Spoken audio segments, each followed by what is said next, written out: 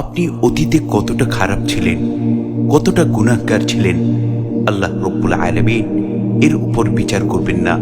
বরং আপনি যদি তওবা করে রবের পথে ফিরে আসেন, আল্লাহ রব্বুল আলামিনের কাছে খাস দিলে আপনার অতীতের গুনাহগুলোর জন্য ক্ষমা প্রার্থনা করেন, পাশাপাশি বর্তমান সময়ে মৃত্যুর আগ পর্যন্ত আপনি কতটা ভালো হওয়ার চেষ্টা করছেন, আল্লাহ রব্বুল আলামিন তার উপর বিচার করবেন।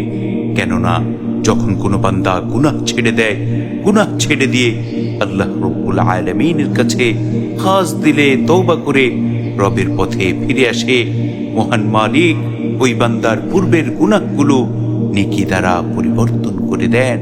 সুবহানাল্লাহ, সুবহানাল্লাহি ওয়া বিহামদিহি, সুবহানাল্লাহিল আযীম।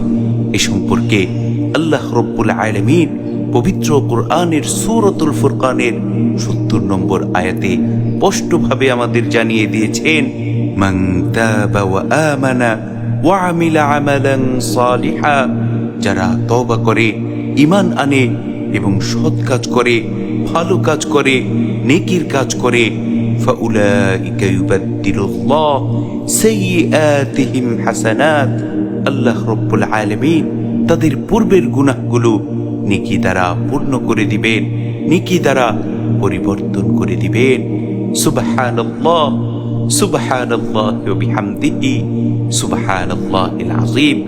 এজন্য আমরা যদি চাই আল্লাহ রব্বুল আলামিন আমাদের পূর্বের গুনাহগুলো নেকি দ্বারা পরিবর্তন করে দিন, নেকি দ্বারা পূর্ণ করে দিন, তাহলে আমাদের অবশ্যই কর্তব্য হচ্ছে অতীতের গুনাহের জন্য মহান মালিকের কাছে তওবা করা এবং বেশি বেশি নেক আমলের মধ্যে নিজেকে মশগুল রাখা। তাহলে ইনশাআল্লাহ, ইনশাআল্লাহ আল্লাহ তাবারক ওয়া তাআলা আমাদের পূর্বের গুনাহগুলো নেকি দ্বারা পরিবর্তন করে দিবেন।